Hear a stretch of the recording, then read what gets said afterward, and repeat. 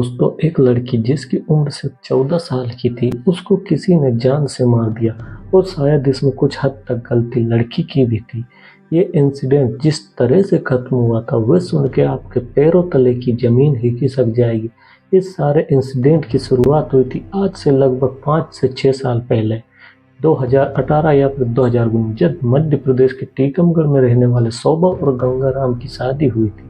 लेकिन शोभा की इससे पहले भी एक बार शादी हो चुकी थी, लेकिन उसके डेथ हो गई थी और वहां से उनकी एक बेटी थी जिसका नाम था नीतू, और ये शोभा के साथ ही रह रही थी। क्योंकि अब शोभा की शादी गंगाराम से हो गई थी, तो शोभा नीतू को भी अपने साथ लेकर रह रही थी। अब उस शादी में भी लगभग 2-3 साल के अंदर ही शोभा और गंगाराम के 2 बच्चे पैदा हुए, एक लड़का एक लड़की। लड़के का नाम था ऋतिक और लड़की का नाम था आस्था। अभी तक इनकी ज़िंदगी ठीक चल रही, लेकिन फाइनेंशियली ये फैमिली डाउन चल रही थी। मध्य प्रदेश के टीकमगढ़ में रहने वाली ये फैमिली बहुत ज़्यादा फाइनेंशियली कंडीशन झेल रही थी, जिसकी वजह से शोभा और गंगाराम ने ये डिसाइड किया कि वो टीकमगढ़ को छोड़ के किसी और जगह चले जाएंगे और वहाँ पर रहना शुरू कर देंगे, जहाँ पे वो थोड़ा कमा सके और अपनी फैमिली का ख्याल रख सके। इसी के चलते वो वहाँ से हरियाणा के सोनीपत शिफ्ट हो जाते हैं। अब वहाँ पे जाने से पहले वे नीतू को वापस अपने घर पे ही छोड़ के चले जाते हैं और नीतू को उन्होंने ये बताया कि वहाँ पे थोड़ा सेटलमेंट होने के बाद वो उसको भी लेंगे। तब तक वो थोड़ी म्यूच्योर है तो घर पे अपने दादा दादी का ख्याल रखेगी, मतलब उनका खाना वाना ये सब कुछ देखेगी। और इसी तरह से नीतू घर पे ख्याल भी रख रही थी अपने दादा दादी का।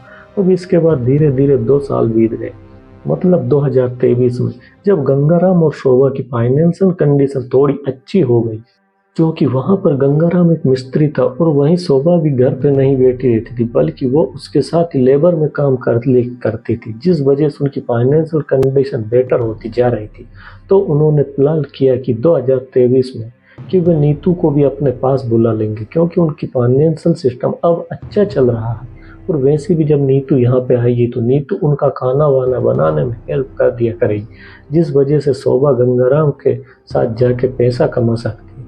जैसा प्लान था उन्होंने वैसा ही नीतू को भी अपने पास बुला लिया और नीतू की एडमिशन यहाँ पे एक स्कूल में करवा दी। अब सुबह नीतू खाना बनाते सबके लिए, उसके बाद स्कूल चली जाती, स्कूल से आके वो फिर से सबके लिए खाना बनाती और इस तरह से इनकी फैमिली का सिस्टम अब बढ़िया हो गया था। मतलब दोनों हस्बैंड वाइफ शोभा और गंगाराम कमा रहे थे और घर पे खाना वाना बनाने के लिए एक बेटी भी थी। इसके बाद सब बढ़िया चल रहा था। मतलब जो भी सोनीपत में इनके सराउंडिंग लोग रहते थे वो इस फैमिली को काफ़ी अच्छे से जानने लगे थे, क्योंकि इनको यहाँ पे लगभग 2 से 3 साल हो गए थे। हर इंसान इस फैमिली को अच्छी तरह से रिस्पेक्ट नज़रों से देखता था। जिस तरह से उनका रहना सहना था, जिस तरह से वो दोनों काम करते थे, सब बढ़िया जा रहा था। लेकिन एक ब्लैक डेज फैमिली के लिए आया। ये टाइम था 30 अप्रैल का, जब नीतू 7th क्लास में हुई थी। तो उसने अपने पापा को बोला कि पापा मुझे पैसे दे दो, मुझे किताबें लेनी, या फिर आप ऐसा करना कि आप ही मेरे लिए किताबें ले आना। तो गंगाराम ने नीतू को बोला कि किताबें लेने तू कहाँ जाएगी, मैं ही किताबें ले आऊँगा, या फिर तेरी माँ को बोल दूँगा वो किताबें ले आएगी। तो यही बोल के वो दोनों काम पे चले जाते हैं। अब इसके बाद काम करते करते दोपहर होगी, क्योंकि शोभा वहाँ से फ्री हो गई थी। तो उसने गंगाराम को बोला कि मुझे पैसे दे दो, नीतू के लिए मैं किताबें लेकर घर चली जाती हूँ। गंगाराम ने भी शोभा को पैसे दिए और शोभा ने किताबें भी ली और वो घर चली गई। लेकिन जैसे वे घर पहुंची तो उसने देखा कि उसके दोनों बच्चे वहां पे हैं, लेकिन जो नीतू थी वो घर पे नहीं थी। जिसके बाद उसने नीतू को ढूंढना शुरू किया। वो यहाँ पर नीतू को ढूंढ ही रही थी कि घर की छत पे पहुंची। छत पे जो उसने देखा वह मंजर बहुत ही ज्यादा भयानक था। नीतू छत पे बेहोश पड़ी हुई थी और उसको देख के ऐसा लग रहा था कि उसके साथ कुछ ना कुछ गलत तो जरूर हुआ है। तो ये देखते ही शोभा बहुत जोर से चीखने लग पड़ी और रोने लगी। ये आवाज़ सुन के सारे अड़ोस पड़ोस वहाँ पे आ पहुँचे। अब उन्होंने ये मंजर देखा तो वे भी बहुत ही ज़्यादा चौंक गए।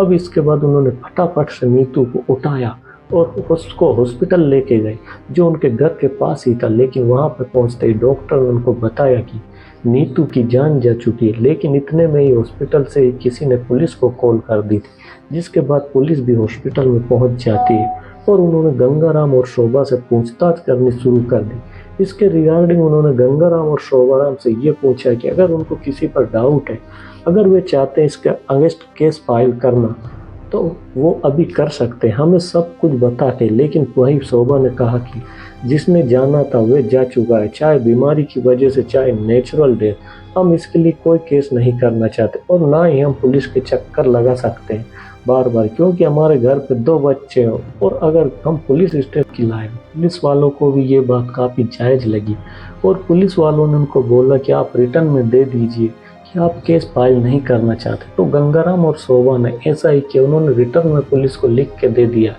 जिसके बाद सारी की सारी फॉर्मेलिटीज होगी और जो नीतू की बॉडी थी वो पैक हो रही थी घर जाने के लिए। लेकिन इतने में ही जो डॉक्टर था हॉस्पिटल का, उसने बॉडी को देखा और इस डॉक्टर ने पुलिस वालों को ये बताया कि हो ना हो, डॉक्टर का एक्सपीरियंस ये बताता है कि इस लड़की का मर्डर हुआ है और शायद मर्डर होने से पहले इसके साथ किसी ने भी किया है। मतलब जिस तरह से नीतू के कपड़ों की हालत थी और जैसा उसका सिचुएशन देख के लग रहा था, पुलिस वाले सोच ही रहे थे कि इस पे क्या करे कि वहीं पे मीडिया भी इकट्ठी हो चुकी थी। धीरे धीरे मीडिया को भी इसके बारे में पता चल गया कि शायद लड़की का मर्डर हुआ है और उससे पहले इसके साथ कुछ गलत भी हुआ है।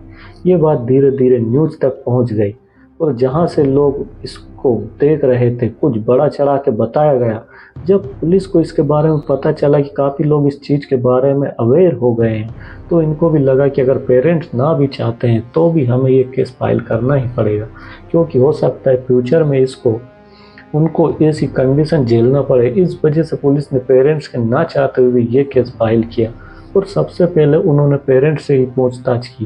पेरेंट्स ने बताया कि उन्हें किसी पे भी डाउट नहीं है, यहाँ पे उनके सब वेल रिसर्च ही है, कोई भी उनके सराउंडिंग का या फिर फैमिली का ऐसा नहीं कर सकता। तो अब पुलिस को समझना है कि वे क्या करे।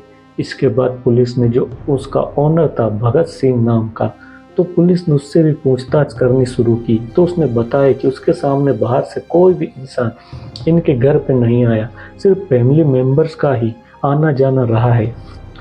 अब पुलिस को पेरेंट्स पे थोड़ा डाउट होने लगा, क्योंकि पेरेंट्स ये केस फाइल करने से भी मना कर रहे थे और उनको किसी पर भी डाउट नहीं था। ये पॉसिबल कैसे था कि उनकी बच्ची के साथ घर पे कुछ ऐसा हो जाए और पेरेंट्स को कुछ पता ना हो। अब इसके बाद पुलिस वालों ने पेरेंट्स से फिर से पूछताछ करना शुरू की। उनको लगने लगा कि शायद ये जो कुछ भी बोल रहे हैं उसमें कुछ तो झूठ जरूर है। जिसके बाद पुलिस वालों ने दोनों को रिमांड पे लिया और वहाँ पे इन दोनों पेरेंट्स ने सच्चाई बताई और ये जो सच्चाई थी सबका दिल दहलाने वाली थी। असल में उन्होंने बताया कि नीतू जब अपने दादा दादी के पास भी रह रही थी, मतलब जब वे क्लास 6 में थी, तभी उसका एक लड़के के साथ अफेयर शुरू हो गया था और वे बहुत फ्रीक्वेंसी लड़कों से बातचीत करती थी, जिसके बारे में उसके दादा दादी को भी लोगों ने बताया था। लेकिन दादा दादी ये कह के बात टाल दिया करते थे कि ये सिर्फ 13 साल की बच्ची है, क्या ही करेगी। लेकिन उनको पता नहीं था कि नीतू की इंटेंशन क्या थी। इसके बाद जब नीतू सोनीपत आ गई थी, तो यहाँ पे भी उसने ये काम करना बंद नहीं किए थे। मतलब जो पड़ोसियों के लड़के थे, नीतू उनसे बातें किया करती थी और सम टाइम तो शोभा ने नीतू को किसी से फ़ोन पे बात करते हुए भी देखा। ये जो फ़ोन था ये नीतू को उन्होंने नहीं दिलाया था।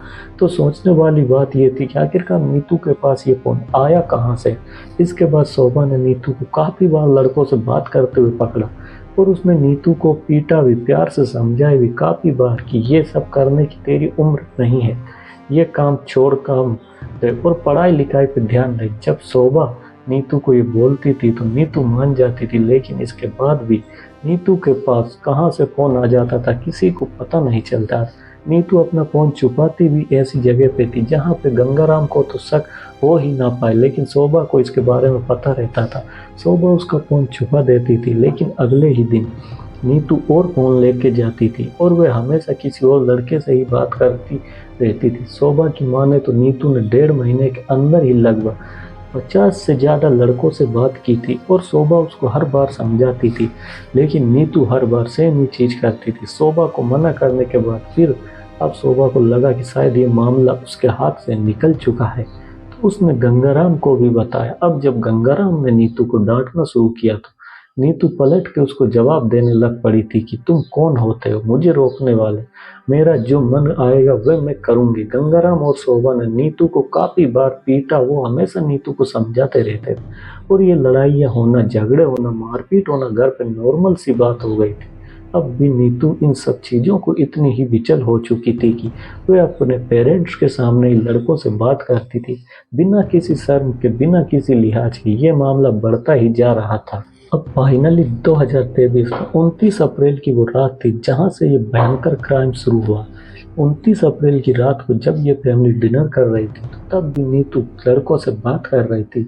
तो शोभा और गंगाराम ने तब भी उसको समझाना शुरू किया, डांटना शुरू किया। इनफैक्ट गंगाराम नीतू को काफ़ी डांट रहा था। तो नीतू ने गंगाराम को बोला कि अगर आपने मुझे बहुत डांटा तो मैं यहाँ से भाग भी जाऊँगी और ये काम कभी भी बंद नहीं करूँगी। मैं बातें करती रहूँगी जब तक मेरा मन हो। और नीतू ये सब बोलने के बाद वहाँ से उठी, अपने कमरे में गई और जोर जोर से किसी से फ़ोन पे बातें करने लग पड़ी। ये बातें ऐसी थी कि फैमिली बाहर सुन भी ना पाए। तो अब गंगाराम और शोभा ने डिसाइड किया कि इससे पहले मामला बहुत बढ़ जाए, उनको इसके बारे में कुछ करना पड़ेगा। 30 अप्रैल सुबह 7 बजे दोनों नीतू के रूम में गए, जहाँ पे गंगाराम ने नीतू के हाथ पकड़े और शोभा उसकी चेस्ट पे बैठ गई और शोभा ने उसको चोक करके मार दिया। जिसके बाद उन्होंने बहुत आराम से बॉडी को छत पे रखा, ब्रेकफास्ट किया और बाहर काम पे चले गए, जहाँ पे उनका मकान मालिक जो कि भगत सिंह था, वो भी ओनर के सामने ही बुक वाले टॉपिक के बारे में बात कर रहे थे कि उनको एटा को बुक्स देनी है, जल्दी पैसे दो, ताकि ओनर को लगे कि ये जो कुछ भी बोल रहे हैं वो बिल्कुल सच है, लेकिन असलियत कुछ और ही थी। इसके बाद ये जो केस है अभी भी चल रहा है और इस पे फैसला होना अभी बाकी है। आपको क्या लगता है, ये सारे इंसिडेंट में गलत कौन था? नीतू जो अपने पेरेंट्स के सामने ये सब कुछ कर रही थी, या फिर शोभा और गंगाराम जिन्होंने शायद अपनी इज्जत बचाने के लिए अपनी एक बेटी को कुर्बान कर दिया? अपनी राय दोस्तों कमेंट बॉक्स में ज़रूर दें। और अगर आपको ऐसी ही वीडियो देखनी है तो चैनल को सब्सक्राइब करना बिल्कुल भी ना भूलें।